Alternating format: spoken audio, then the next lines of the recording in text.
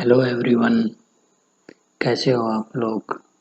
और आज के सेशन में हम डिस्कस करेंगे नीट 2020 एग्जाम्स के question with proper solutions. So welcome all of you on my YouTube channel online अड्डा।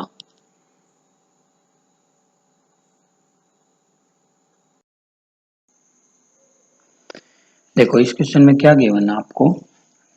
टू ब्लॉक्स हैं, वन 5 kg का ब्लॉक है और सेकंड 10 kg का ब्लॉक है, और दोनों ब्लॉक्स को अटैच किया गया है एक रिजिड रोड से।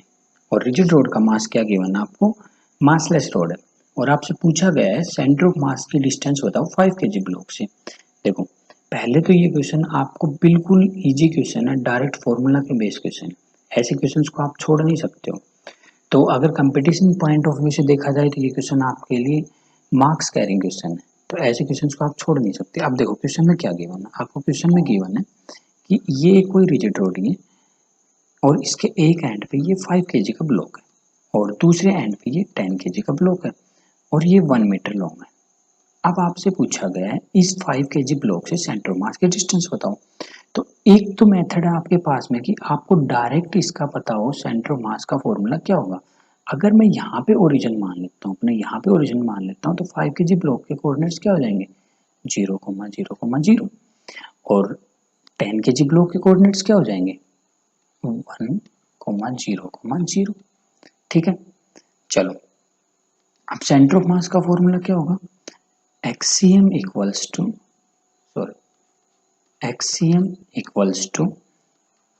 m1 x1 plus m2 x2 divided by m1 plus m2।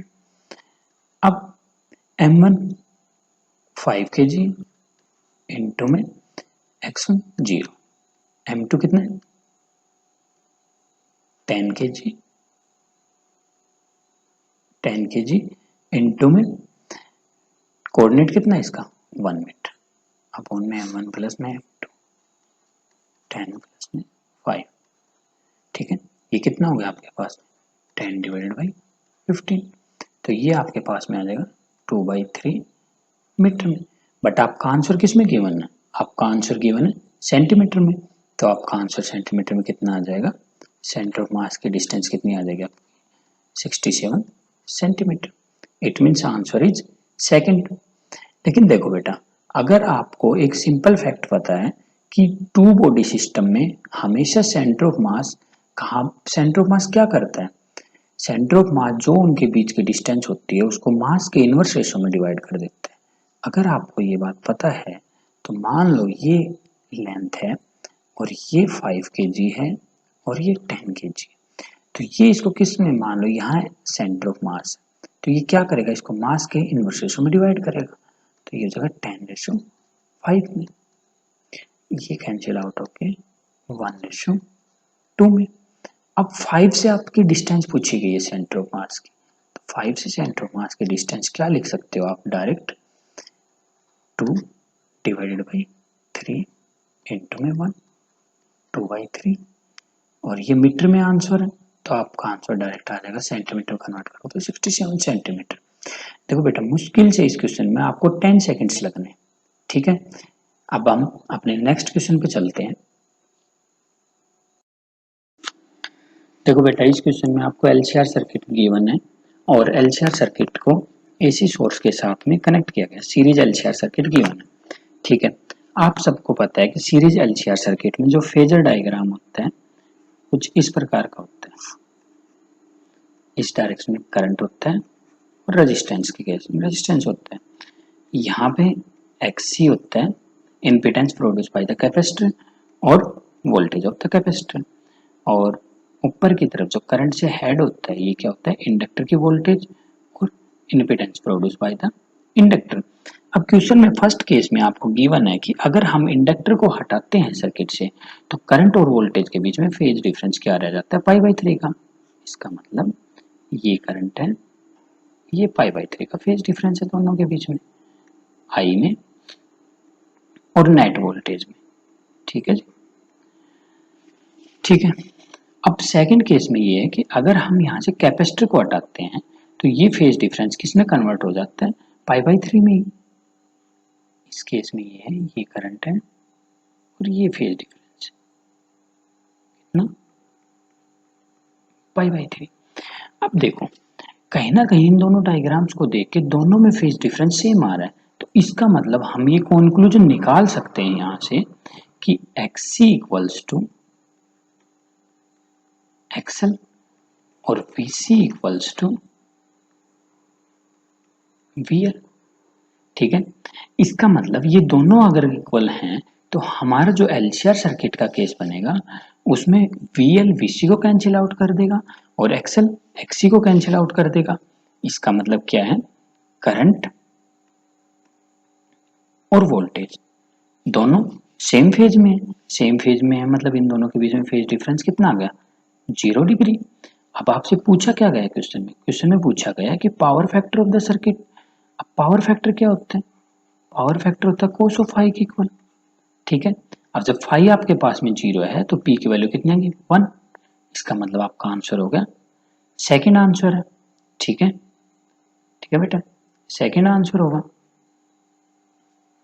ठीक है, तो ये क्वेश्चन भी आपके लिए आसान है, ज्यादा टफ नहीं है, मॉडरेट क्वेश्चन है। ठीक है, चलो अब हम अपने नेक्स्ट क्वेश्चन पे चलते हैं।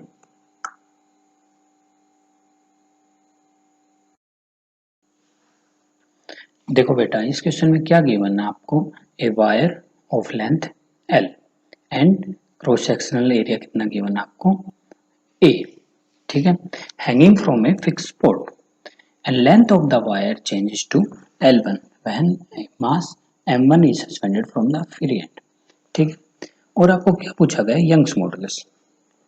देखो बेटा ये मॉडरेट लेवल का क्वेश्चन है, इसको आप हार्ड नहीं बोल सकते हो। मुश्किल से अगर आपको कंसेप्ट आता है तो क्वेश्चन को करने में आपको 10 सेकेंड टू 15 सेकेंड्स लगने। क्या गिवन है देखो आपको क्वेश्चन में आपको गिवन है ये कोई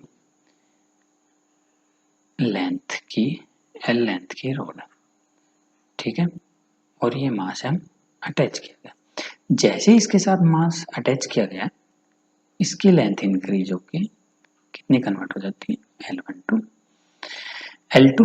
L1। अब आपसे क्या पूछा गया, यंग्स मॉडुलस। आपको पता है यंग्स मॉडुलस क्या होता है, Y equals to stress upon में स्ट्रेन।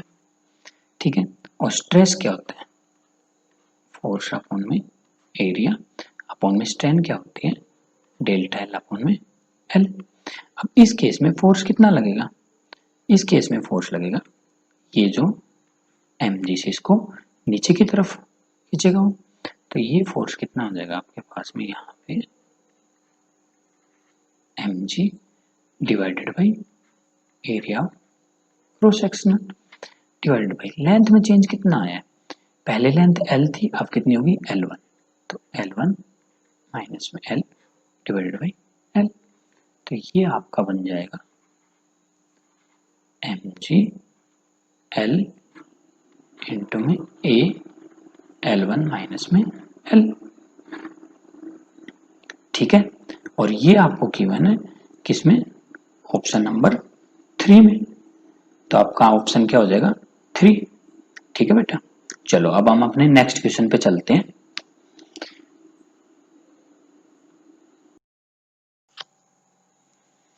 देखो बेटा ये क्वेश्चन आपसे पूछा गया है मैग्नेटिज्म से, और इस क्वेश्चन में आपसे क्या पूछा गया है, डायरेक्ट सोलेनोइडल की मैग्नेटिक फील्ड, और वो भी उसके सेंटर पे। तो सेंटर पे सोलेनोइडल की मैग्नेटिक फील्ड कितनी होती है, B equals to mu naught N I. Mu naught की वैल्यू यहाँ पे गिवन आपको 4 पाई इंटू में 10⁻⁻⁷। देखो ये यहाँ पे नीचे जो -7 लिखा हुआ है ये नीचे नहीं है, ये 10⁻⁻⁻ में है। ठीक है, ये ऑप्शंस में भी गलती लिखी हुई है, ये प्रिंटिंग एरर है। ठीक है, तो चलो देखो ये कितना होगा आपके पास में 4 पाई इंटू में 10⁻⁻7 इंटू में n की वैल्यू कितनी है 100 टर्न्स। तो n क्या होता है, number of turns per unit length. तो लेंथ कितनी है इसकी 50 सेंटीमीटर। ठीक है, तो 50 अब सेंटीमीटर को मीटर में बदलेंगे तो एक 100 से मल्टीप्लाई करना।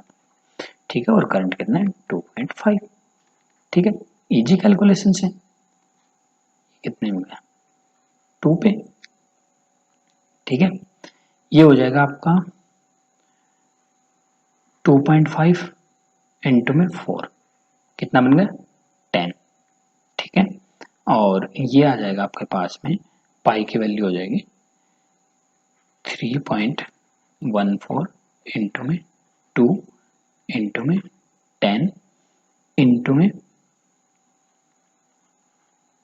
100, ठीक है, और इंटू में 10⁻⁻7, ये कितना कन्वर्ट हो जाएगा आपके पास में 6.28 इंटू में 10⁻, कितना हो जाएगा, ये 7 में से 3 गए तो 4, 10⁻⁻4, ठीक है, ऑप्शन 4, ठीक है। इजी क्वेश्चन है, ठीक है, कैलकुलेशंस भी इजी है। चलो अब हम अपने नेक्स्ट क्वेश्चन पे चलते हैं, ठीक है।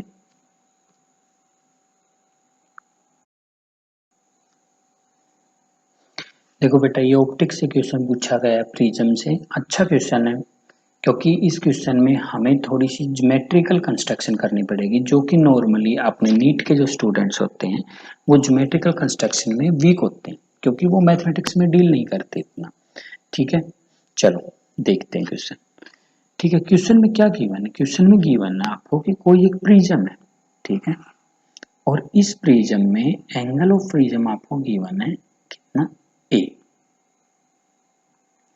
और आपको गिवन है कोई भी रे है वो इंसिडेंट करती है किसी भी एंगल पे, और वो एंगल आपको गिवन है आई, और आपको बोला गया कि ये रे इस तरीके से जाती है कि ये रे जब यहाँ से अपोजिट फेस से पास होती है तो ये नॉर्मली निकल जाती है, नॉर्मली मीन्स जो ये सरफेस है इस सरफेस के साथ में ये 90 डिग्री का एंगल बनाती है, ठीक है। अब जब ये रे यहाँ से नॉर्मली निकलती है, इसका मतलब ये रे यहाँ पे नॉर्मल ही इंसिडेंस करेगी, तो ये एंगल भी अपना कितना होगा 90 डिग्री, ठीक है।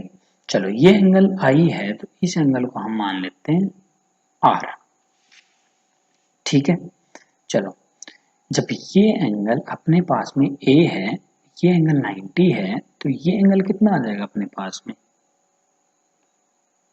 कितना आएगा ये एंगल 90 माइनस ए।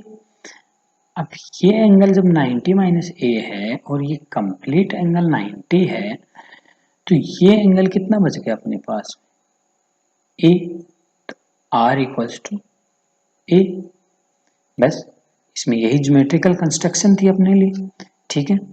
अगला नेक्स्ट हमें क्या पता है, sine i sine r equals to reflective index of medium upon में रिफ्लेक्टिव इंडेक्स ऑफ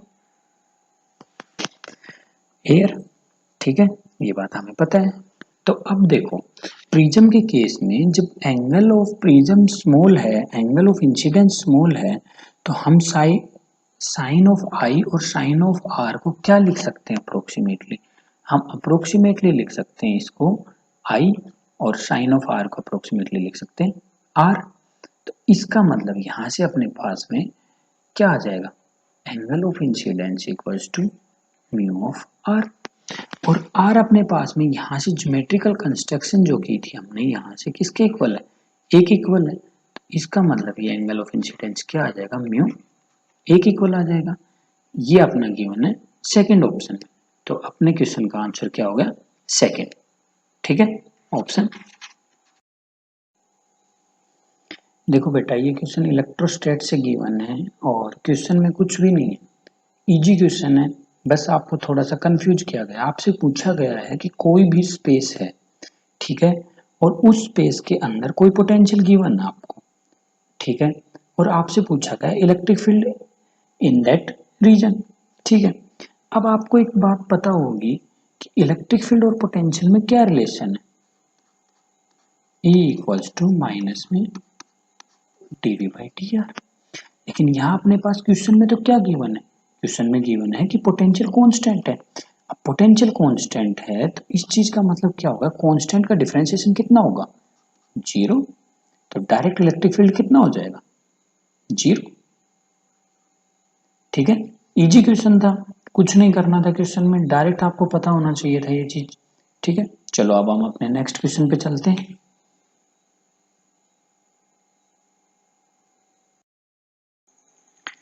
ठीक है बेटा, ये क्वेश्चन मॉडर्न फिजिक्स से पूछा गया आपसे कि किसके लिए बोर मॉडल वैलिड नहीं है।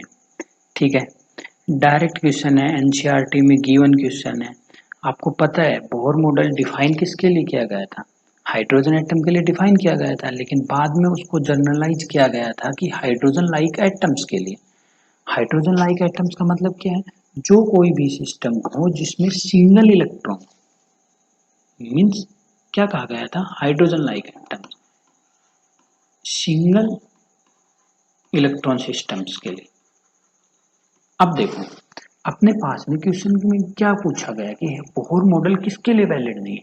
ठीक है, फर्स्ट ऑप्शन है अपने के लिए हीलियम पॉजिटिव। हीलियम पॉजिटिव में क्या है? हीलियम पॉजिटिव में इलेक्ट्रॉन एक ही है, सिंगल इलेक्ट्रॉन है, तो इसके लिए क्या ही वैलिड है। ड्यूट्रॉन है, ड्यूट्रॉन में भी क्या है? ड्यूट्रॉन में प्रोटॉन दो हैं लेकिन इलेक्ट्रॉन क्या है? सिंगल इलेक्ट्रॉन है, ठीक है, इसके लिए वैलिड है। और आयनाइज नियोन एटम, नियोन में देखो 10 इलेक्ट्रॉन्स होते हैं, एक इलेक्ट्रॉन आपने बाहर निकाल लिया फिर भी नियोन में 9 इलेक्ट्रॉन्स बचेंगे अपने पास में। और ये हाइड्रोजन एटम में क्या है? इसके लिए तो वैलिड है ही, एक इलेक्ट्रॉन होता है। ठीक है, तो किसके लिए वैलिड नहीं हुआ? नियोन के लिए। तो अपना आंसर क्या होगा? ये 3 का। ठीक है, चलो नेक्स्ट क्वेश्चन पे मूव। देखो बेटा, ये अगेन मॉडर्न फिजिक्स से आपको क्वेश्चन गिवन है। क्या गिवन है क्वेश्चन में? क्वेश्चन में गिवन है आपके पास में light with an average flux of 20 vote पर सेंटीमीटर स्क्वायर। ये देखो ये सेंटीमीटर स्क्वायर है, प्रिंटिंग एरर है थोड़ा सा। Falls on a non reflecting surface at a normal incidence having surface area 20 centimetre square, energy receive by the surface during span of 1 minute. क्या पूछा गया आपसे? एनर्जी पूछा गया। ठीक है, अब आपको जैसा पता है इसमें कि इंटेंसिटी क्या होती है, इसने गिवन है कि इंटेंसिटी, इंटेंसिटी क्या होती है? इंटेंसिटी हम लोगों ने डिफाइन की थी। इंटेंसिटी होती है, इंटेंसिटी जो होती है वो होती है पावर डिवाइडेड बाय एरिया। ठीक है, तो यहां से पावर क्या आ जाएगी अपने पास में? Power equals to intensity into area. ठीक है, अब हमसे क्या पूछा गया? Energy receive per second. तो पावर भी क्या होती है अपने पास में? पावर होती है एनर्जी पर यूनिट टाइम। तो यहाँ से एनर्जी कितनी आ जाएगी अपने पास में? Energy equals to intensity into में एरिया इनटू में टाइम। ठीक है, यही एनर्जी होगी जो उस सरफेस ने रिसीव की है। तो इंटेंसिटी कितनी गिवन आप? 20 वोट पर सेंटीमीटर स्क्वायर। ठीक है, अब देखो यहाँ पे हम अगर सेंटीमीटर स्क्वायर को मीटर स्क्वायर में कब बदलते? जब एरिया अपने पास में मीटर में होता है, लेकिन यहाँ एरिया अपने पास में ऑलरेडी सेंटीमीटर स्क्वायर में गिवन है, तो यहाँ पे कन्वर्ट करने की कोई जरूरत नहीं है अपने को। तो ये कितना होगा? 20 इंटू में 20 इंटू में टाइम कितना है? 1 मिनट। देखो अब 1 मिनट को हमें ऐसा यूनिट में कन्वर्ट करने के लिए क्या करना पड़ेगा? सेकेंड्स में कन्वर्ट करना पड़ेगा, 60। तो ये कितना बन जाएगा? 6 12 24, 24 इंटू में 10⁻³ जूल। ठीक है, इसके अकॉर्डिंग अपना आंसर कौन सा होगा? ऑप्शन 2। ठीक है, इजी क्वेश्चन है। चलो अब हम अपने नेक्स्ट क्वेश्चन पे मूव करते हैं। देखो बच्चों, अगेन मॉडर्न फिजिक्स से क्वेश्चन पूछा गया है, डी ब्रोगली वेवलेंथ निकालनी है आपको। ठीक है, क्वेश्चन में जो डाटा दिया हुआ है उसके अकॉर्डिंग हमें क्या बताना है? आपको डी ब्रोगली वेवलेंथ दी हुई है और आपको पोटेंशियल डिफरेंस बताना है। ठीक है, नॉर्मली बच्चों को ये फॉर्मूला याद होता है कि लेमडा इक्वल्स टू 12.27 अपॉन में रूट ऑफ वी, और ये आंसर आता है एंगस्ट्रॉम में। अगर इनकेस आपको याद नहीं है तो आपको यहाँ से भी निकाल सकते हो, de Broglie wavelength equals to h upon में पी, और पी क्या है? मोमेंटम। एच अपॉन में पी की वैल्यू क्या आ जाएगी? 2m इंटू में काइनेटिक एनर्जी। और अगर इलेक्ट्रॉन को रेस्ट से छोड़ा गया है और पोटेंशियल v से ही एनर्जी गेन कर रहा है, तो वो काइनेटिक एनर्जी कितनी गेन करेगा? h 2m e v naught, और आपसे यही वी नोड पूछा गया है, लेकिन ये इतनी सब कैलकुलेशंस करने पड़ेंगे आपको। तो बच्चे क्या करते हैं कि नॉर्मली ये डाटा आपको याद रखना होता है और बच्चे याद भी रखते हैं।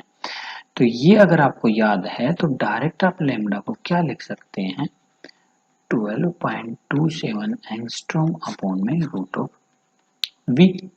ठीक है, अब आपसे वी पूछा गया है तो क्या हो जाएगा, वी इक्वल्स टू 12.27 एंगस्ट्रॉम को जब हम कन्वर्ट करेंगे किसमें, मीटर में, तो कितना हो जाएगा 10⁻⁻10 अपॉन में वेवलेंथ। वेवलेंथ कितनी गिवन है आपको, वेवलेंथ आपको गिवन है 1.227 इंटू में 10⁻⁻2 इंटू में ये नैनोमीटर में है तो कितना कन्वर्ट हो जाएगा 10⁻⁹, और ये रूट वी को हटाएंगे तो दोनों तरफ क्या करेंगे हम, स्क्वायर। ठीक है, इसको सोल्व करेंगे, इसको सोल्व करेंगे तो क्या आएगा अपने पास में, यहाँ पे देखो इसको सोल्व करते हैं तो ये आएगा 10⁻⁻2 10⁻⁻9, नीचे कितना बन जाएगा 10⁻⁻11, और ये कितना है 10⁻⁻10, तो ये कैंसिल आउट हो जाएगा, तो ये बचेगा अपने पास में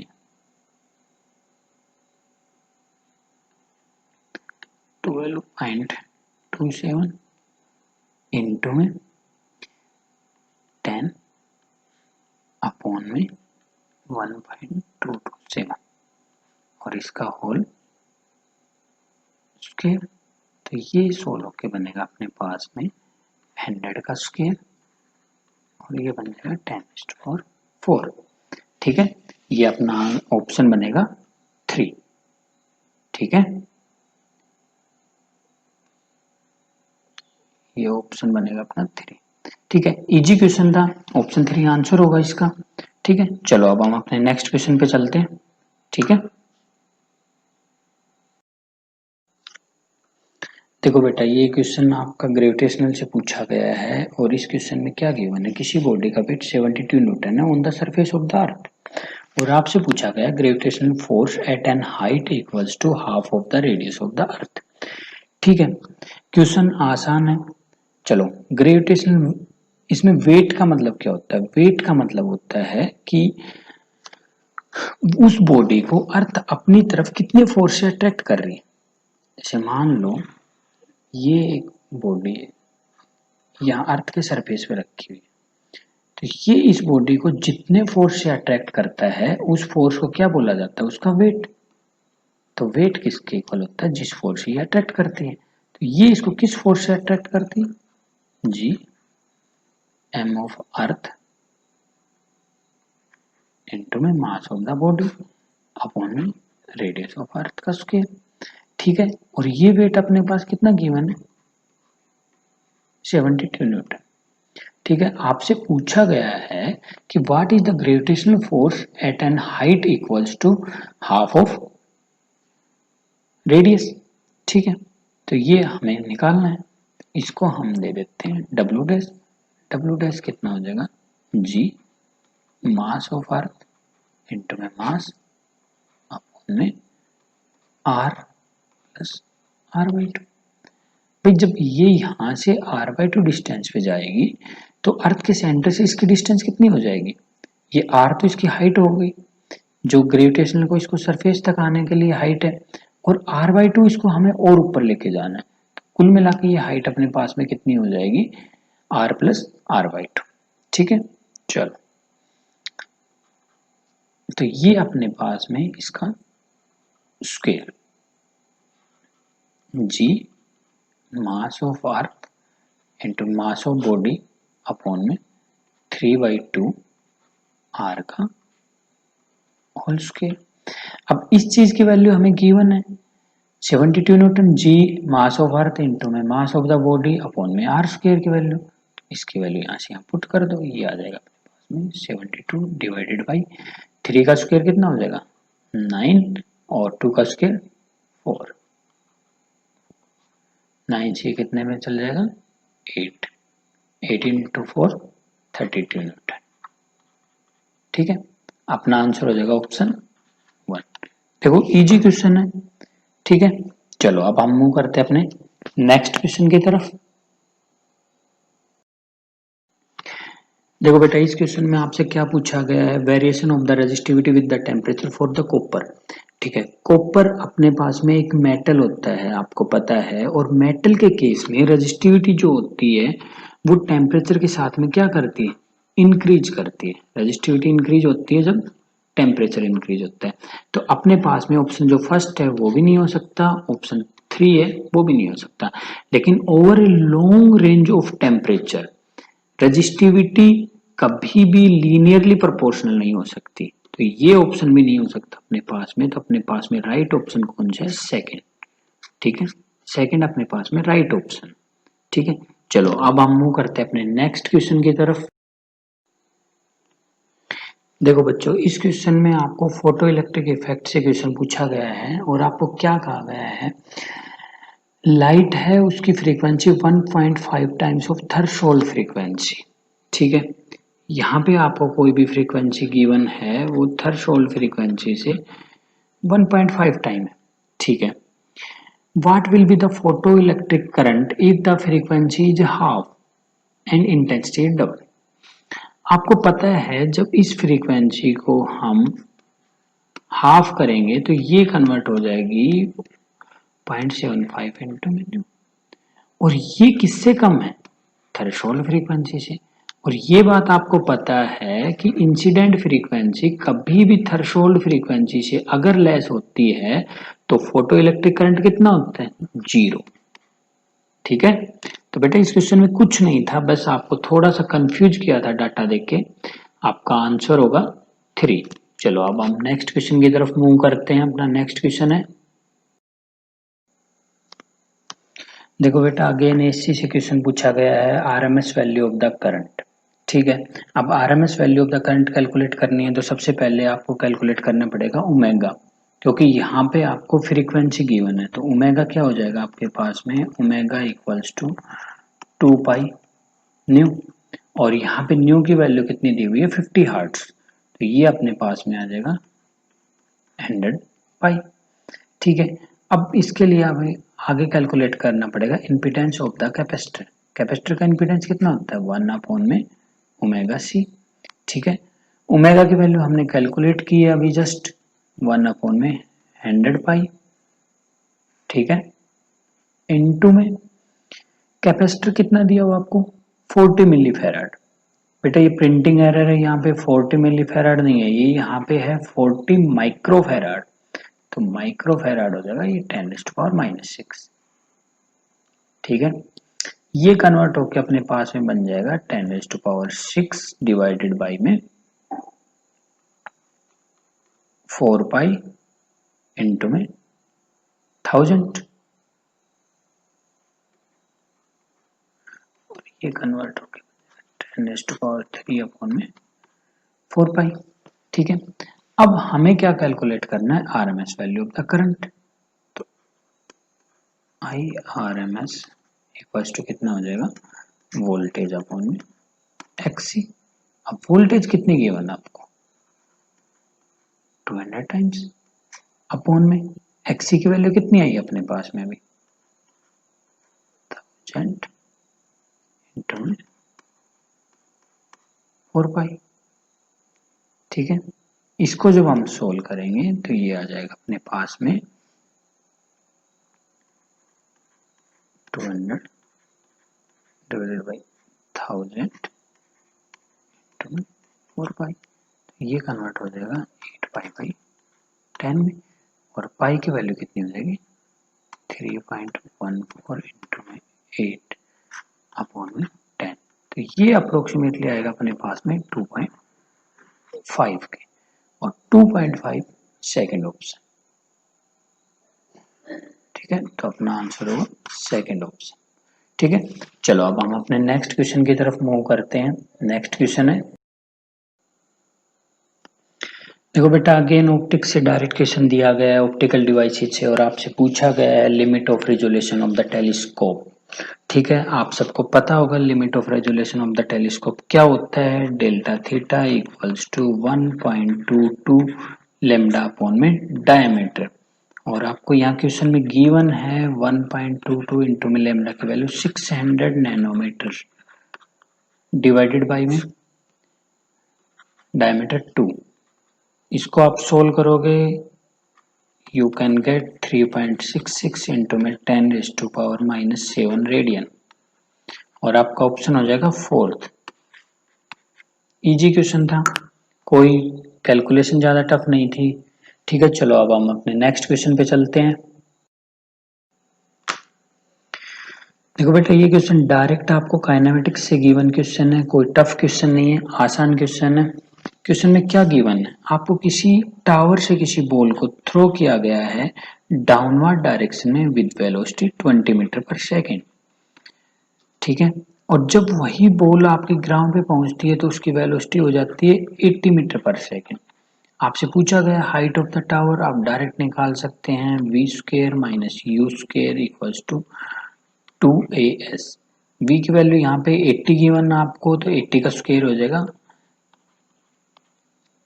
और यहाँ पे u की वैल्यू आपको 20 है 400 equals to 2as।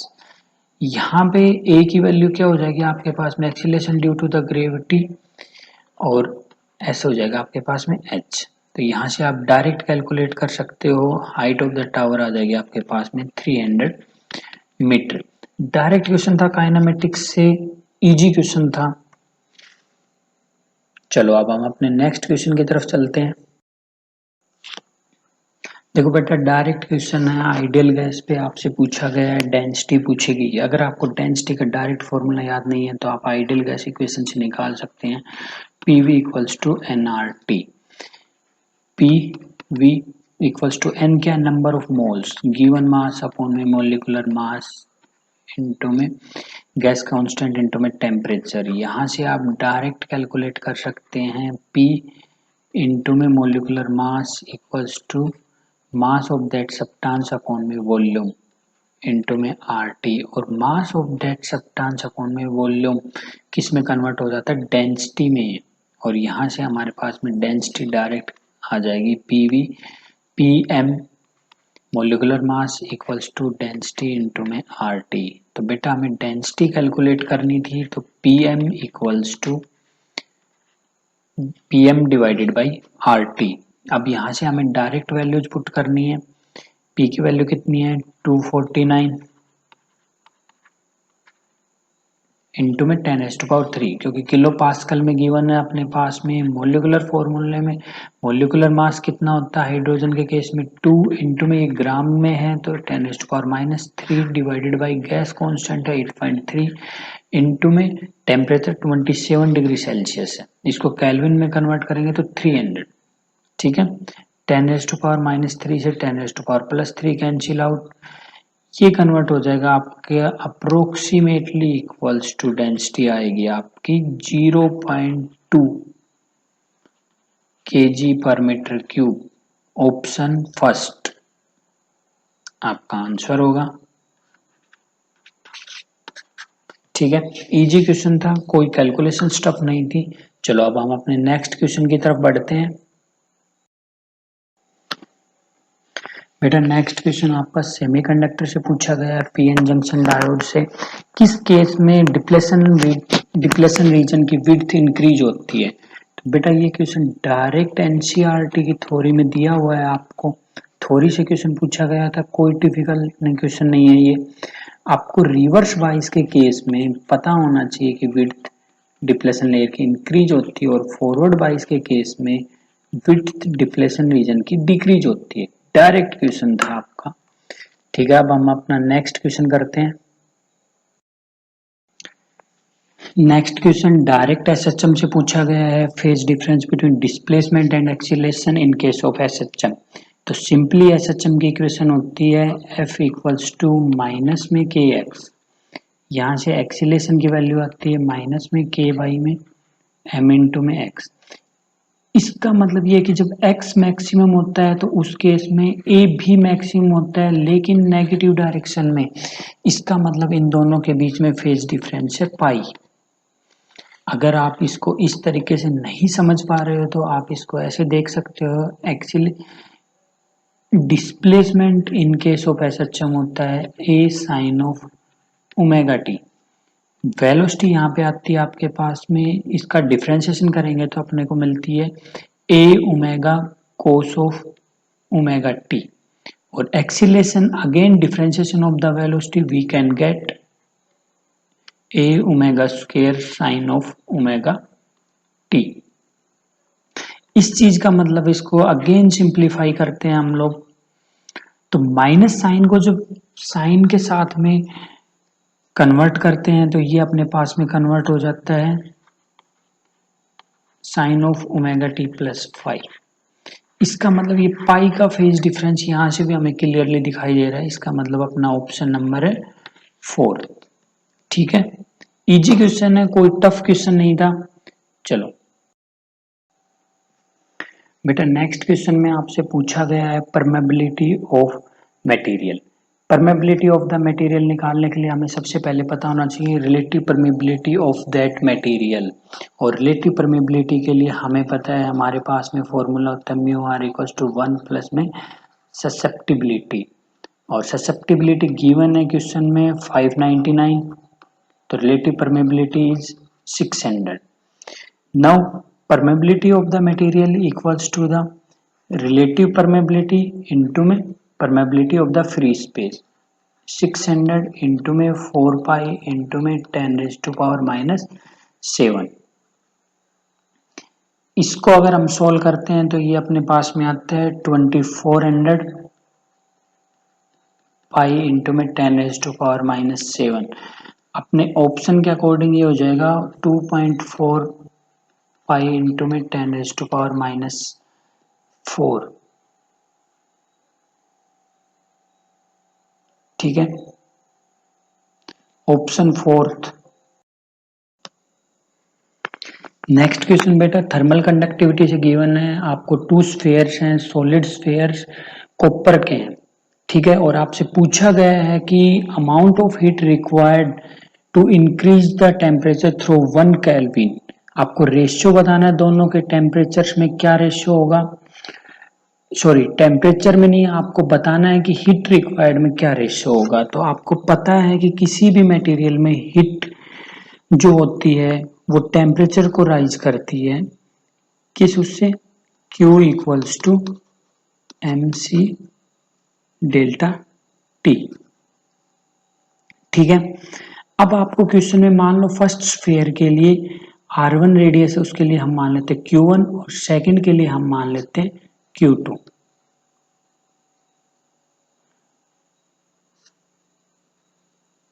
M2 C delta T, M1 delta T.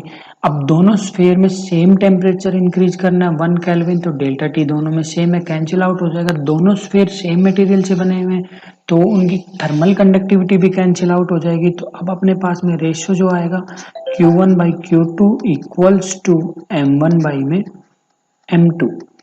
M1 क्या होगा उसका, M1 डेंसिटी रो इंटू में 4/3 पाई R1 का क्यूब अपॉन में डेंसिटी इंटू में 4/3 पाई R2 का क्यूब। अब अपने पास में दोनों सेम मटेरियल से बने हुए हैं तो डेंसिटी दोनों की इक्वल होगी, 4/3 इक्वल होगा, पाई इक्वल होगा। इसका मतलब ये रेशियो किस में कन्वर्ट हो जाएगा, R1 बाई में R2 की पावर 3। R1 बाई R2 का रेशियो आपको गिवन है, कितना रेशियो गिवन है आपको, रेशियो गिवन है 1.5। 1.5 को कन्वर्ट करेंगे हम तो ये कन्वर्ट हो जाएगा 3/2 का क्यूब, और 3/2 के क्यूब को लिख सकते हैं हम 27/8। ठीक है, ऑप्शन 4। ठीक है, इजी क्वेश्चन है। Next question,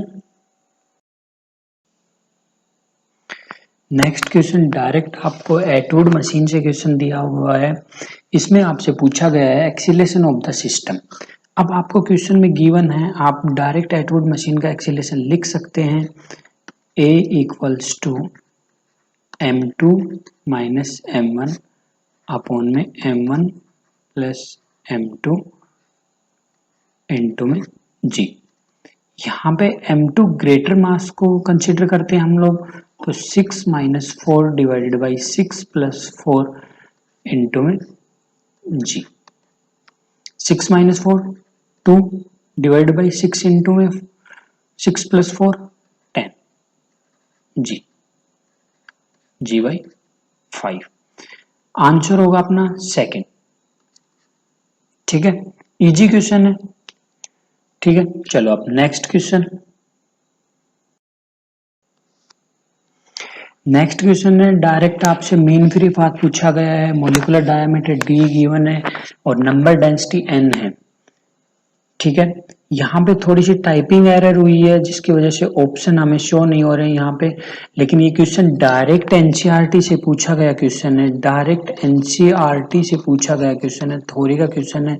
mean free path direct आपको पता होना चाहिए, distance between two successive, average distance between two successive collisions कितनी होती है, लेमडा इक्वल्स टू 1 अपॉन में रूट n पाई d स्क्वायर। ये आपको डायरेक्ट पता होना चाहिए था। ये क्वेश्चन इजी क्वेश्चन था, थ्योरी से पूछा गया है डायरेक्ट क्वेश्चन। ठीक है, चलो अब नेक्स्ट क्वेश्चन की तरफ चलते हैं। अगेन इलेक्ट्रोस्टैटिक से क्वेश्चन है, आपको डाइपोल के केस में आपको पोटेंशियल बताना है और आपको गिवन है डाइपोल मोमेंट गिवन है, आपको डाइपोल मोमेंट गिवन है आपको, और आपसे पूछा गया है इसके सेंटर से 60 डिग्री के एंगल पे कोई P पॉइंट है, यहाँ पे आपको पोटेंशियल बताना है। डाइपोल के केस में पोटेंशियल का डायरेक्ट फॉर्मूला होता है Kp cos of theta, Kp cos theta divided by में r स्क्वायर। यहाँ पे k की डायरेक्ट वैल्यू आपको पता है 9 इंटू में 10⁻9 इंटू में p की वैल्यू आपको डायरेक्ट पता है 16 इंटू में 10⁻⁻9 cos थीटा, यहाँ पे cos 60 डिवाइडेड बाई में r square. r square means r की वैल्यू 0.6 का स्क्वायर, 10⁻⁻9 से 10⁻+9 कैंसिल आउट, 16 इंटू में 9 इंटू में cos of theta, cos 60 1/2 into में 0.6 का होल स्क्वायर करेंगे 36 इंटू में 100, ये कैंसिल आउट हो जाएगा 4 पे 4 2 and answer comes out to be 200 volt, option 1। ठीक है, इजी क्वेश्चन था अगर आपको फॉर्मूला पता है इस चीज का। अगेन आपसे सिंपल क्वेश्चन पूछा गया है, dimension analysis of stress. Stress का फॉर्मूला आपको पता है क्या होता है, फोर्स अपॉन में एरिया। फोर्स की डायमेंशंस क्या होती हैं, M L T minus 2 upon में एरिया की डायमेंशंस क्या होती हैं, एल स्क्वायर। तो स्ट्रेस की डायमेंशंस क्या होंगी, M L minus 1 T minus 2, और ये अपने पास में ऑप्शन है 3, ऑप्शन 3। इजी क्वेश्चन है, डायमेंशन एनालिसिस से क्वेश्चन पूछा गया है, इजी क्वेश्चन है। ठीक है, चलो नेक्स्ट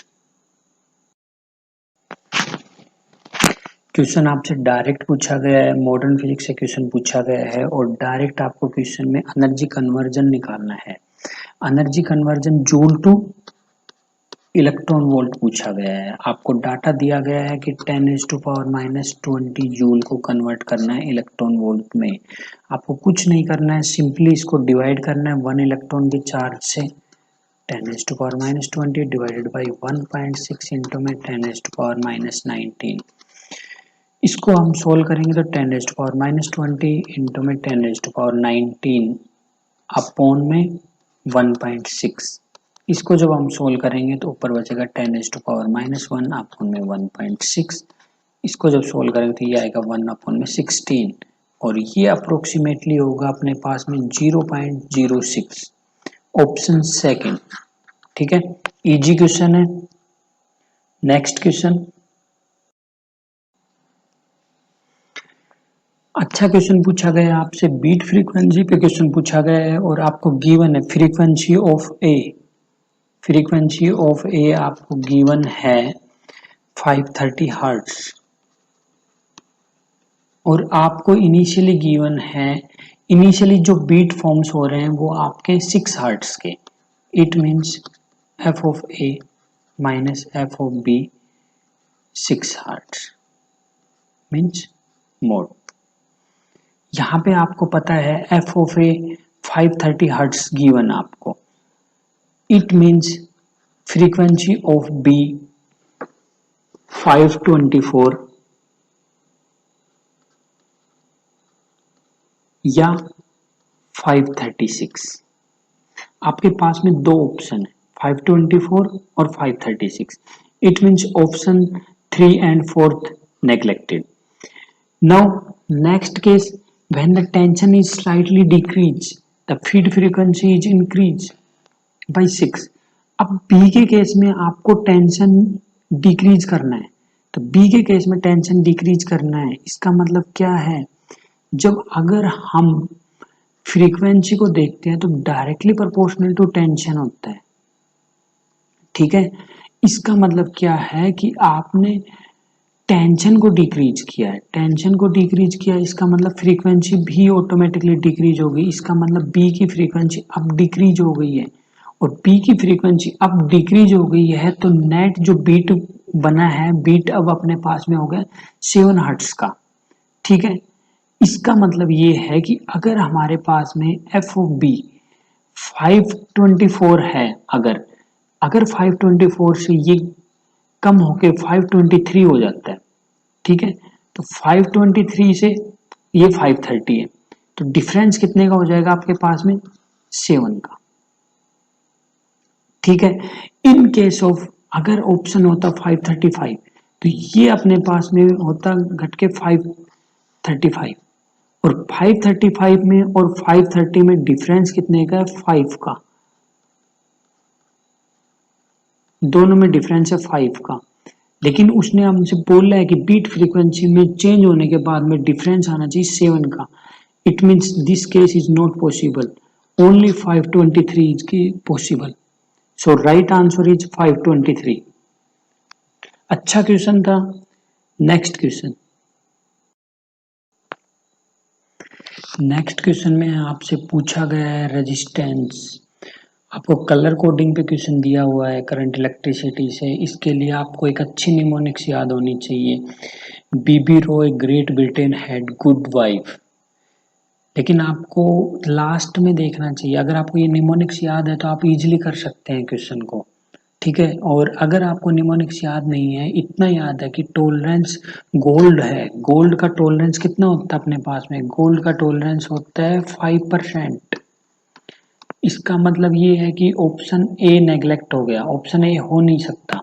ठीक है, उसके बाद में आप ऑप्शन देखिए, जितने भी ऑप्शन है उसमें फर्स्ट डिजिट 4 है, सेकंड डिजिट 7 है, दोनों में सेम है, सब कुछ सेम है तीनों ऑप्शंस में, आपके पास में ओनली डिफरेंस बचता है मल्टीप्लायर का, और मल्टीप्लायर आपको दिया हुआ है ब्राउन, और ब्राउन का मतलब ये है मल्टीप्लायर आपको ब्राउन दिया हुआ है, और ब्राउन बीबी रॉय में सेकंड ऑप्शन ब्राउन ही होता है, इसका मतलब 10 का मल्टीप्लायर होगा और अपना आंसर आएगा 470 ohm plus minus 5 sorry plus minus 5%। ठीक है, ऑप्शन 3। ठीक है, इजी क्वेश्चन है। चलो नेक्स्ट क्वेश्चन,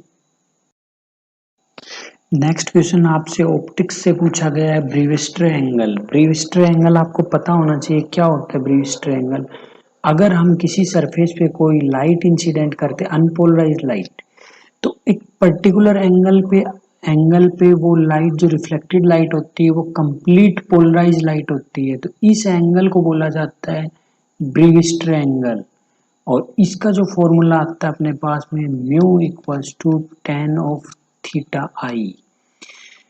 अब अपने पास में पूछी गई है कि ब्रीवियस ट्रायंगल किस किस के बीच में होगा, कंडीशन आपसे पूछी गई है, तो आपको पता होना चाहिए mu is always greater than equals to 1। ठीक है, क्यों? क्योंकि म्यू क्या होता है? रिफ्लेक्टिव इंडेक्स, और रिफ्लेक्टिव इंडेक्स क्या होता है? Speed of light in vacuum upon में speed of light in that medium. तो वैक्यूम में स्पीड ऑफ लाइट हमेशा हाईएस्ट होती है और किसी भी मीडियम में उससे कम होती है। इसका मतलब म्यू की वैल्यू हमेशा 1 से ज्यादा होगी, और म्यू की वैल्यू जब हमेशा 1 से ज्यादा होगी इसका मतलब tan थीटा हमेशा किससे ज्यादा होगा? क्योंकि tan 45 क्या होता है? 1 होता है। तो इसका मतलब tan थीटा हमेशा किससे ज्यादा होगा? 45 डिग्री से ज्यादा होगा। थीटा हमेशा किससे ज्यादा होगा? 45 डिग्री से ज्यादा होगा। लेकिन tan 90 के केस में क्या होता है कि tan 90 इनफाइनाइट हो जाता है, तो इससे थीटा कम होगा। इसलिए ब्रीवियस ट्रायंगल में जो कंडीशन आएगी वो थीटा होगा 45 टू 90। ठीक है, इजी क्वेश्चन था, कोई ज्यादा कंसेप्चुअल क्वेश्चन नहीं था। ठीक है, चलो नेक्स्ट क्वेश्चन।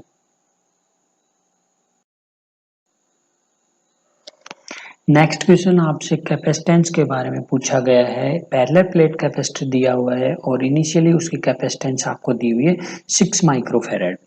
अब अगर उस कैपेसिटेंस के अंदर हम कोई डाइलेक्ट्रिक को इंट्रोड्यूस करते हैं तो उसका कैपेसिटेंस चेंज हो जाता है, और चेंज होके हो जाता है वो 30 माइक्रोफैराड। आपको पता है जब किसी भी पैरेलल प्लेट कैपेसिटर के अंदर अगर डाइलेक्ट्रिक इंट्रोड्यूस होता है तो उसका कैपेसिटेंस बढ़ जाता है k times of C nought. पहले के कैपेसिटेंस से k टाइम्स बढ़ जाता है। तो अब अपने पास में यहाँ पे सी नोट की वैल्यू ऑलरेडी गिवन है 6 माइक्रोफैराड। यहाँ से जब हम कैंसिल आउट करेंगे तो अपने पास में कैलकुलेट होके आएगी k की वैल्यू 5। ठीक है, अब k अपने पास में 5 है। अपने से पूछा गया है परमिटिविटी ऑफ द मीडियम। अब यहाँ पे काफी बच्चों ने क्या गलती की है, ऑप्शन 3 को क्लिक किया है, लेकिन यहाँ पे k की वैल्यू नहीं पूछी है, उसने हमसे पूछा परमिटिविटी ऑफ द मीडियम।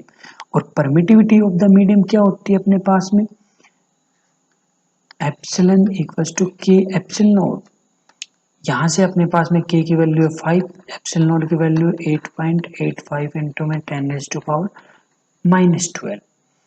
इसको जब हम सोल्व करते हैं तो अपने पास में आंसर आएगा 0.44 इंटू में 10⁻⁻10। ठीक है, ऑप्शन 2। ठीक है, इजी क्वेश्चन था, लेकिन बच्चों ने यहाँ जल्दबाजी में गलती क्या की है, k की वैल्यू को टिक किया है। आपको k की वैल्यू टिक नहीं करनी थी, क्योंकि k तो एक यूनिटलेस क्वांटिटी है, आप यूनिट्स भी देख सकते थे। ठीक है, चलो कोई नहीं, अब जो हो गया वो हो गया। आगे से इन चीजों का ध्यान रखना, कभी आंसर टिक करो उससे पहले एक बार यूनिट जरूर मैच कर लेना। ठीक है, चलो नेक्स्ट क्वेश्चन।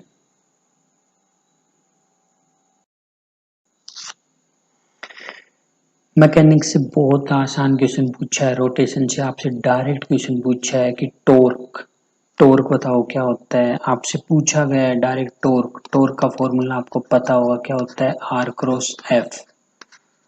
और यहाँ पे आपको R गिवन है, R क्या दिया आपको? Position vector 2k cap. और फोर्स क्या गिवन है आपको? 3j cap. ठीक है, और आपसे पूछा गया टॉर्क 2 इंटू में 3 6। अब आपके पास में आता है k इंटू में j। ठीक है, इसके लिए आपको एक फेमस याद करने की ट्रिक है, ये याद होना चाहिए, IJK। अगर हम यहाँ से क्लॉकवाइज डायरेक्शन में जाते हैं तो पॉजिटिव आता है, और अगर हम एंटी क्लॉकवाइज डायरेक्शन में जाते हैं तो नेगेटिव आता है।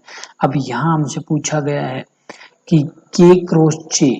अब आपको क्या करना है, k से j की तरफ आना है, एंटी क्लॉकवाइज आना है। इसका मतलब क्या होगा, नेगेटिव साइन के साथ आएगा यहाँ पे, तो माइनस में 6i कैप। आंसर हो गया second answer is right answer. ठीक है, इजी क्वेश्चन था। ठीक है, चलो नेक्स्ट क्वेश्चन।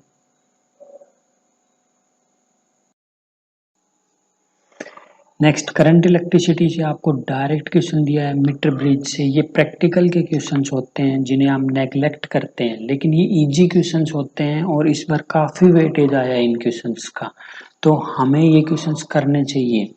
ठीक है, प्रैक्टिकल के पोर्शन को नॉर्मली बच्चे छोड़ते हैं, लेकिन इस बार यहाँ से क्वेश्चंस उठाए हैं और क्वेश्चंस उठाए हैं लेकिन इजी क्वेश्चंस है यहाँ से। अब आपको क्या क्वेश्चन में गिवन है, आपको गिवन है क्वेश्चन में मीटर ब्रिज है, उसके राइट साइड में रेजिस्टेंस आपको गिवन है 10 ओम।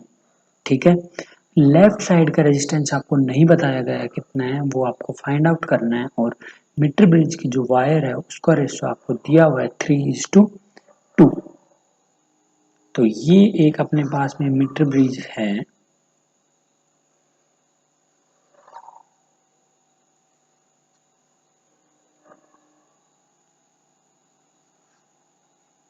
ये अपने पास में एक मीटर ब्रिज है जिसमें वायर्स का रेशियो दिया हुआ है आपको 3:2 का, और लेफ्ट साइड का रेजिस्टेंस आपको बताया नहीं गया है, इसको हम मान लेते हैं x, और राइट साइड का रेजिस्टेंस है अपने पास में 10 ओम। तो इसका मतलब क्या हो जाएगा अपने पास में 3/2 इक्वल्स टू x/10। ठीक है, ये जब ब्रिज बैलेंस कंडीशन में होगा उस टाइम हम इसको इस तरीके से लिख सकते हैं व्हीटस्टोन प्रिंसिपल से। तो यहाँ से अपने पास में x की वैल्यू कैलकुलेट करके क्या आएगी, यहाँ से x की वैल्यू आ जाएगी अपने पास में 15 ओम। ठीक है, यहाँ से x की वैल्यू आ गई अपने पास में 15 ओम। अब आपको क्वेश्चन में गिवन है कि 15 ओम रेजिस्टेंस के लिए आपको वायर गिवन है 1.5 मीटर, और आपसे पूछा गया है कि 1 ओम रेजिस्टेंस के लिए कितनी वायर चाहिए। तो इसका मतलब है 1.5 मीटर डिवाइडेड बाय में 15, तो ये कैंसिल आउट होके आपके पास में आ जाएगा 1/10 मीटर। ठीक है, ये आपके पास में कैंसिल आउट होके आ जाएगा 1/10 मीटर, और आपका आंसर हो जाएगा 1। आंसर है ऑप्शन 1। ठीक है, इजी क्वेश्चन था लेकिन प्रैक्टिकल फिजिक्स से क्वेश्चन था। ठीक है, नॉर्मली बच्चे इस चीज को छोड़ते हैं, लेकिन जो बच्चे अब इस बार 12th में या 11th में ध्यान रखे ऐसे क्वेश्चंस को कभी नहीं छोड़ना है। प्रैक्टिकल सेक्शन से इस बार बहुत क्वेश्चन आए हैं, लेकिन ये क्वेश्चन हमें छोड़ने नहीं है। ठीक है, चलो अब नेक्स्ट क्वेश्चन की तरफ। नेक्स्ट क्वेश्चन आपको ट्रांजिस्टर से पूछा गया है, डायरेक्ट एनसीईआरटी से क्वेश्चन उठाया गया है। आपको सिर्फ 4 स्टेटमेंट्स गिवन है और आपसे डायरेक्ट पूछा गया है कौन सी स्टेटमेंट सही है। आपको पहली स्टेटमेंट गिवन है base emitter and collector have the same size. बिल्कुल गलत स्टेटमेंट है, क्योंकि यहाँ पे आपको बताया गया है कि सबसे बड़ा साइज एमिटर का होता है। एमिटर सबसे बड़ा साइज होता है, फिर उसके बाद में किसका साइज होता है, कलेक्टर का, और फिर साइज होता है बेस का। ठीक है, सेम केस में नेक्स्ट पूछा गया है both emitter junction as well as collector junction are in forward बाइस।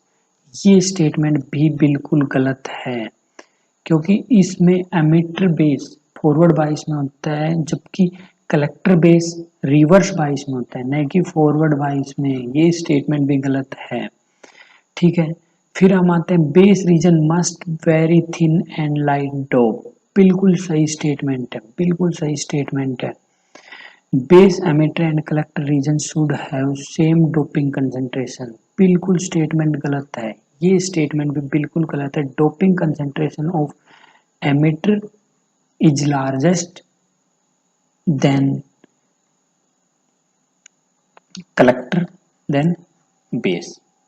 ठीक है, साइज के केस में ये उल्टा होगा, हमने ये यहाँ पे गलत लिख दिया है। साइज के केस में ये उल्टा होगा, इसकी साइज ये नहीं होगी। साइज के केस में कलेक्टर का साइज सबसे बड़ा होता है, फिर साइज एमिटर का होता है, और फिर साइज बेस का होता है। ये साइज के केस में होगा, और ये डोपिंग के लिए।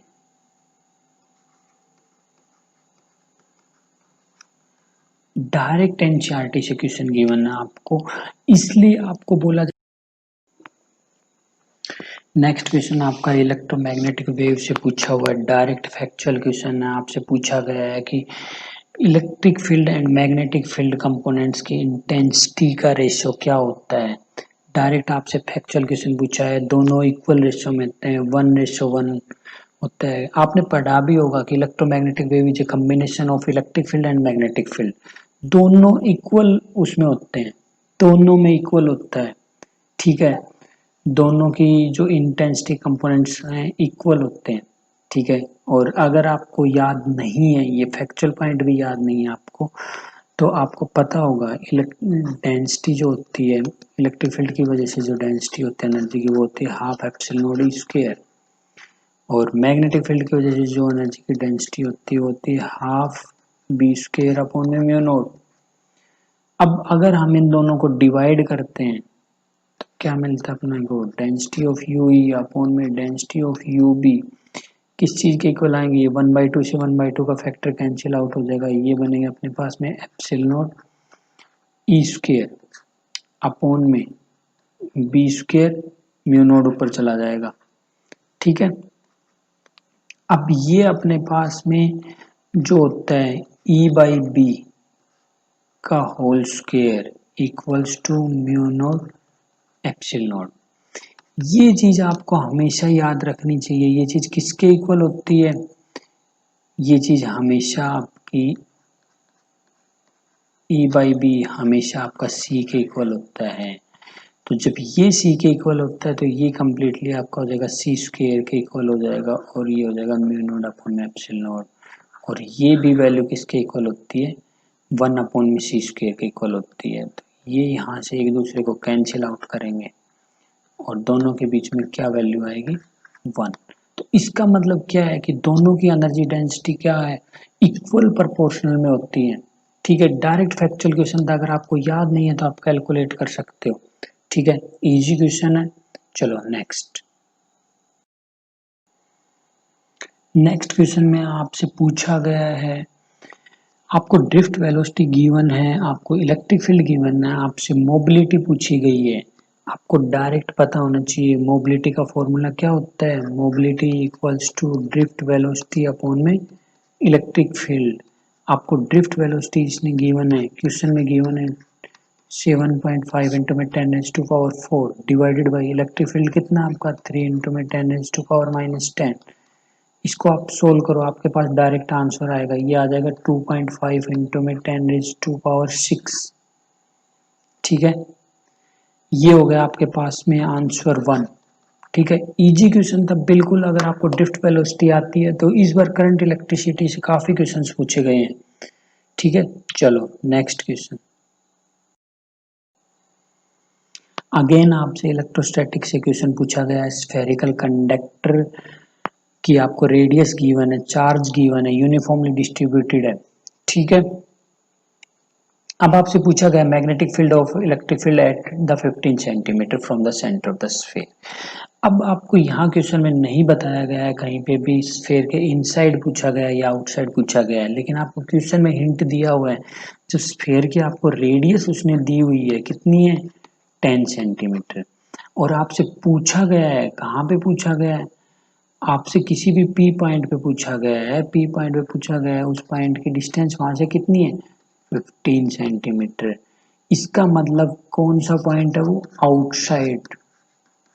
अब आपसे आउटसाइड पॉइंट के लिए पूछा गया है, तो आउटसाइड पॉइंट के लिए स्फेरिकल कंडक्टर की वजह से इलेक्ट्रिक फील्ड क्या होगा, के Q R.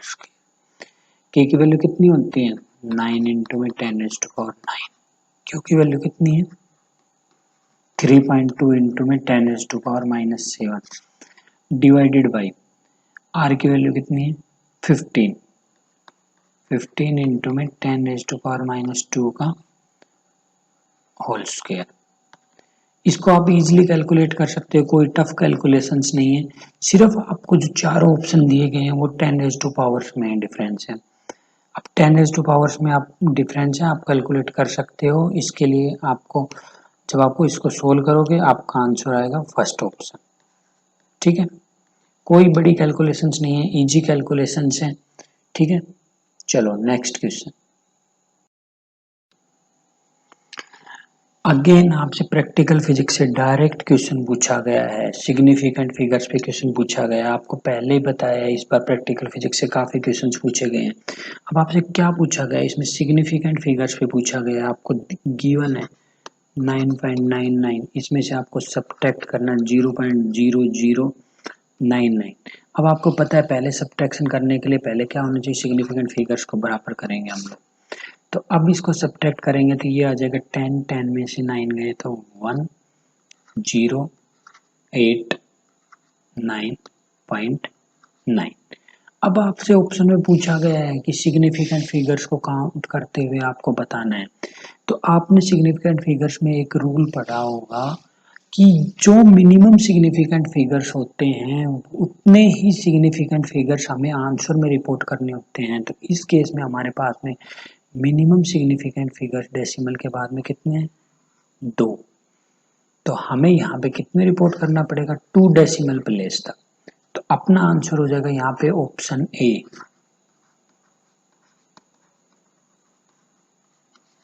Option first answer है। ठीक है, चलो इजी क्वेश्चन था।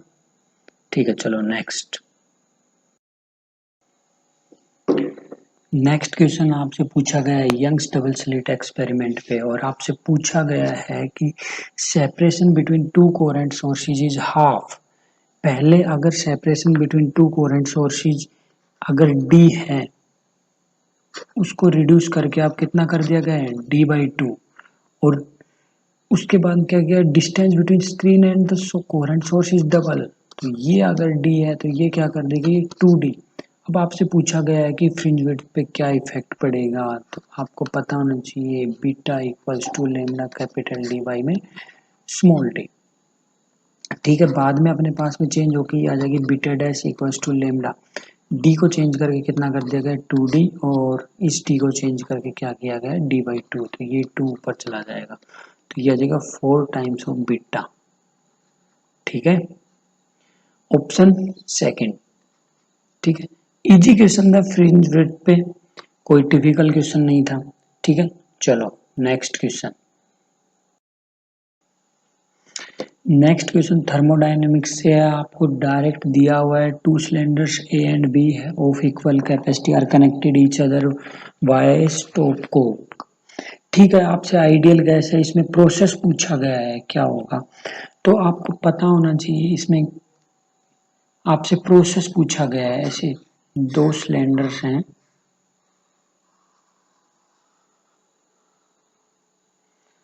और ये दोनों किसी कोक से यहाँ पे, ठीक है। अभी ये सिलेंडर यहाँ पे पहले वैक्यूम है और इसमें आइडियल गैस। ठीक है, इसको जब यहाँ से रिमूव करते हैं सडनली, तो आपको पता होना चाहिए, आपसे प्रोसेस पूछा गया है। तो आपको क्वेश्चन में गिवन है, क्या गिवन है, थर्मल इंसुलेटेड। और थर्मल इंसुलेटेड का मतलब क्या होता है कि हीट का ट्रांसफर नहीं हो रहा है। हीट का ट्रांसफर नहीं हो रहा तो DQ 0 है, DQ 0 है तो it means it's an adiabatic process. Option 1 is right answer. ठीक है, नेक्स्ट क्वेश्चन।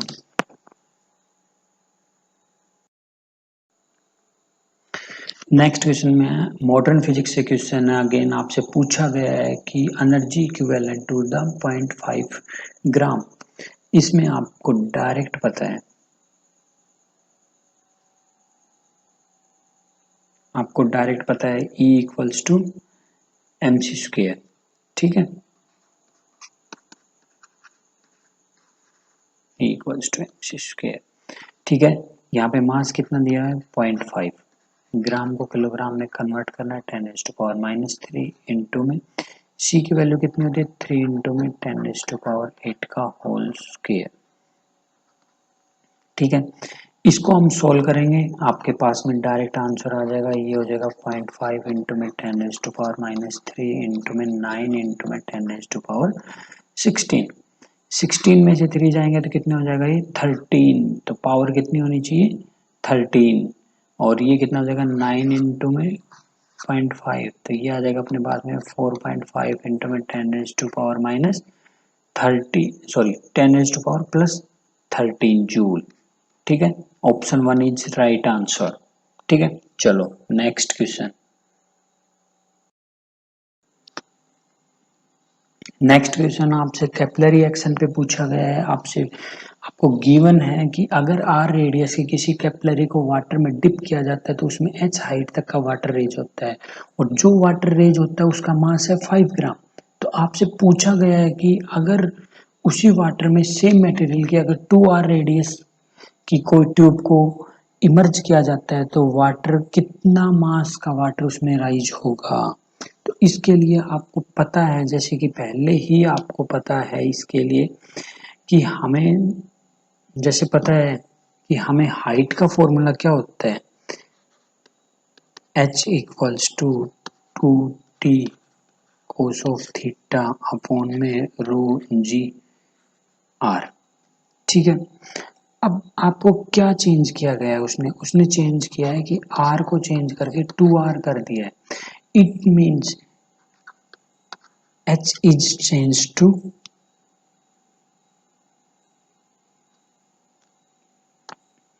ठीक है, r को चेंज करके उसने क्या किया, 2r चेंज किया। तो अब h चेंज होके क्या हो जाएगी, h/2। ठीक है, h/2 चेंज हो जाएगी। अब उसने पूछा कि पहले अगर मास 5 ग्राम था, कैपिलरी में राइज हुआ था, तो नेक्स्ट केस में मास कितना राइज होगा। ठीक है, चलो तो हम इसमें रेशियो ले लेते हैं m1/m2 इक्वल्स टू, अब मास कितना है, कैपिलरी में मास कितना है, रो पाई आर स्क्वायर एच, और इसमें मास कितना हो जाएगा सेकंड में, रो पाई आर डैश का स्क्वायर एच डैश का स्क्वायर। दोनों के लिए पाई सेम है, डेंसिटी सेम है। ठीक है, फर्स्ट वाले केस में मास कितना दिया हुआ आपको 5 ग्राम, सेकंड वाले केस में कैलकुलेट करना हमें। रेडियस फर्स्ट वाले केस में कितनी गिवन है आपको, आर स्क्वायर, और हाइट उसने कितनी आपकी है, एच। ठीक है, सेकंड केस में उसकी रेडियस कन्वर्ट होकर कितनी हो गई, 2r का स्क्वायर इनटू में हाइट कितनी होगी, h/2।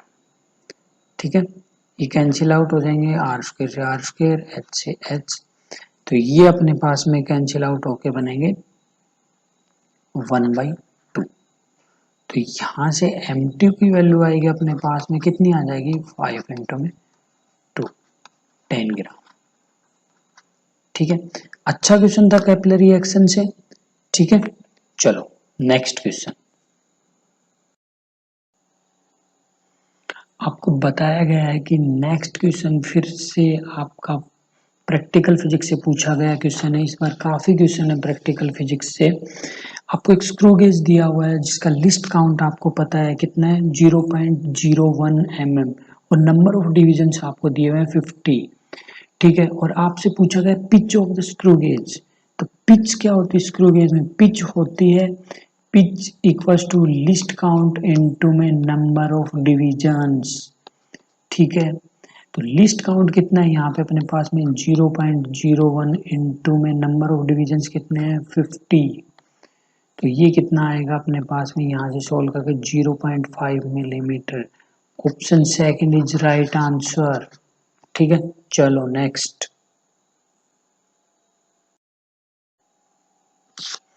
नेक्स्ट क्वेश्चन आपका पूछा गया है इलेक्ट्रॉनिक से, लॉजिक गेट से। ठीक है, इस क्वेश्चन में थोड़ा सा टाइपिंग एरर की वजह से हम इसमें ट्रुथ टेबल ऑप्शन में नहीं दे पाए, लेकिन मैं आपको पूरा सोल्व करवाता हूँ। ऐसा क्वेश्चन अगर कभी भी आपके पास में आए तो आपको वैल्यूज पुट करके नहीं देखना है। ये तो सर्किट छोटा था, अगर सर्किट इससे थोड़ा सा भी बड़ा होता तो आपको वैल्यूज पुट नहीं करनी है, आपको देखना है सबसे पहले यहाँ पे ए आया है। ठीक है, ए आया है, उसके बाद में नोट गेट लगा हुआ है, तो यहाँ पे आपको क्या मिला है, ए बार। ठीक है, अब यहाँ पे आपने बी को भेजा है और यहाँ पे नोट गेट लगा हुआ है, तो आपको क्या मिला है, बी बार। ठीक है, उसके बाद में आगे इनके पास में क्या गेट लगा हुआ है, ये यहाँ पे दोनों के पास में और गेट लगा हुआ है। ठीक है, और गेट लगा हुआ है, it means y equals to A bar B bar. ठीक है, और उसके भी ऊपर नॉट गेट लगा हुआ है, ठीक है। इसका मतलब नॉर गेट है ये कंप्लीट नॉर गेट है अपने पास, ठीक है। तो इसको डिमॉर्गन्स लॉ से सॉल्व करेंगे, ठीक है। अब डिमॉर्गन्स लॉ से क्या हो जाएगा, A double bar B double bar, ठीक है। ए डबल बार किसके इक्वल होता है, ए के, और बी डबल बार किसके इक्वल होता है, बी के, ठीक है। तो ये अपने पास में बन के आ गया y equals to A plus B. इसका मतलब यहाँ लॉजिक टेबल किसकी होनी चाहिए, एंड गेट की, एंड गेट आंसर है फाइनल रिजल्ट।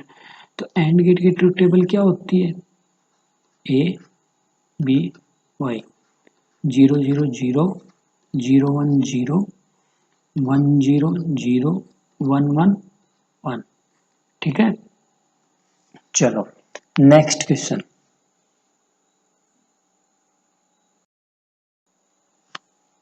नेक्स्ट क्वेश्चन आपसे थर्मोडायनेमिक्स से पूछा गया है, average thermal energy of A monoatomic gas, ठीक है।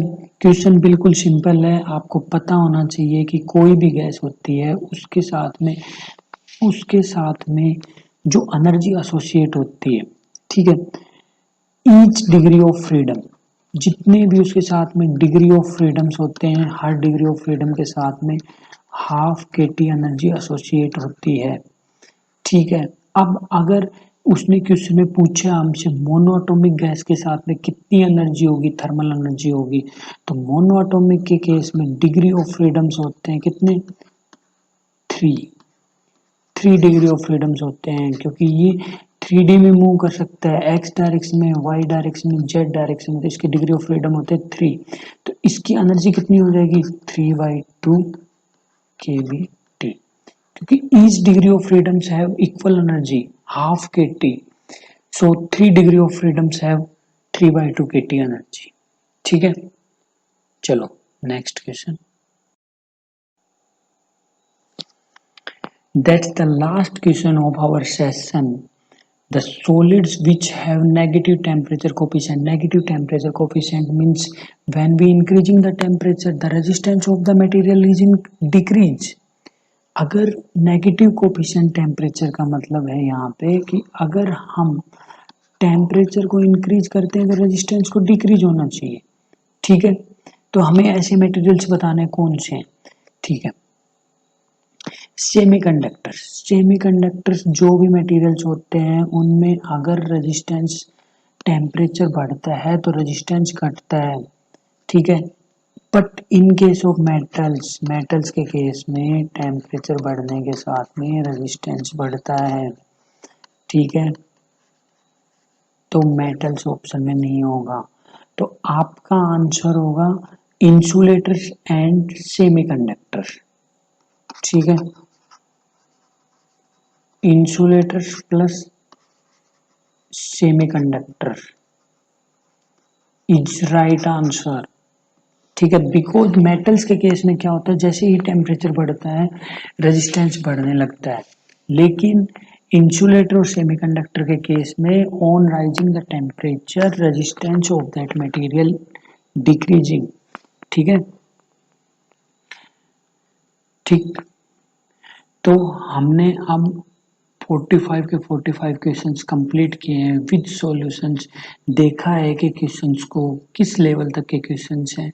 आपको हार्डली अगर आप एनसीईआरटी अच्छे से पढ़ के गए हो तो इस पेपर में आपके 40+ क्वेश्चंस ठीक होने चाहिए थे। 2 डायरेक्ट क्वेश्चंस थे एनसीईआरटी से डायरेक्ट क्वेश्चंस पूछे गए हैं, तो मेरे अकॉर्डिंग पेपर की आप मिनिमम 40 क्वेश्चंस आपको सही करने चाहिए थे, ठीक है। अब जो हो गए आप वेट करो, कट ऑफ क्या आती है, बच्चों ने क्या गलतियां की है, उसके अकॉर्डिंग कट ऑफ डिसाइड होगी। लेकिन पेपर इजी था, लास्ट ईयर से बहुत इजी था पेपर, ठीक है। चलो that's the end of this session. अगर आपको मेरा काम पसंद आया हो तो वीडियो को ज़रूर लाइक करो, शेयर करो, और कमेंट्स में बताओ कि आपका पेपर कैसा गया है, कैसा एक्सपीरियंस रहा है आपका। बाय।